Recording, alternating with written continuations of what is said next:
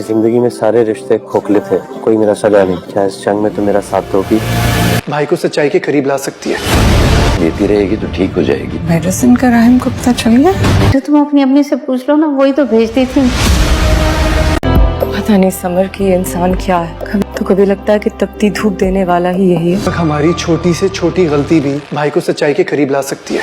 हेमन की याददाश्त भी मुतासर हुई थी। नाज़रीन, आखिर ड्रामे में वो मोड़ आ ही गया जिसका था हम सबको इंतजार। आखिरकार राहिम और एमन की लव स्टोरी स्टार्ट हो गई। तो नाज़रीन, आने वाले एपिसोड में आप देखेंगे कि राहिम एमन के भाई समर का बहुत ज्यादा ख्याल रखेगा और एमन को ये बात बहुत ज्यादा अच्छी लगेगी, जिसमें एमन राहिम का शुक्रिया अदा करेगी। तो राहिम एमन से कहेगा कि एमन, तुमसे पहले मेरी जिंदगी बिल्कुल खोखली थी। ये जितने भी रिश्ते हैं ये सिर्फ और सिर्फ नाम के रिश्ते थे। अब मैं तुम्हारे साथ मिलकर अपने लिए एक जंग लड़ना चाहता हूँ। क्या तुम मेरा इस जंग में साथ दोगी? तो एमन को आगे से बहुत ज्यादा हैरत होगी कि राहिम उसके लिए इस तरह की फीलिंग्स रखता है। इसके बाद अगले सीन में दिखाया जाएगा कि एमन अपने छोटे भाई समर के साथ फोन पे बात कर रही होगी और समर कहेगा कि आप ही राहिम भाई बहुत ज्यादा अच्छे हैं। उन्होंने मेरा और हम सबका कितना ख्याल रखा, इसलिए आप ही राहिम भाई का ख्याल रखा करें। तो एमन कहेगी कि पता नहीं समर, मुझे तो इसकी समझ नहीं आती। कभी मुझे ये तपती हुई धूप लगता है और कभी धूप में सायबान लगता है। तो समर एमन को समझाएंगे कि नहीं, राहिम भाई बहुत अच्छे और तुम्हें उनका ख्याल रखना चाहिए। इसके बाद एमन राहिम के लिए सोचने लगेगी और जब राहिम उसके पास आएगा तो वो उसकी तरफ अपनी दोस्ती का हाथ बढ़ाएगी और ये सब देख कर राहिम को बहुत ज्यादा अच्छा लगेगा। लेकिन दूसरी तरफ आफिया बेगम को जब इन दोनों की नजदीकियों का पता चलेगा तो वो परेशान हो जाएगी और वो अपने बेटे शहरोज से फोन पे बातें कर रही होगी और वो अपने बेटे शहरोज को बताएगी कि वो दोनों एक दूसरे के करीब आ रहे हैं। तो शहरोज अपनी माँ से कहेगा कि माँ, हमें बहुत ज्यादा एहतियात से काम करना पड़ेगा।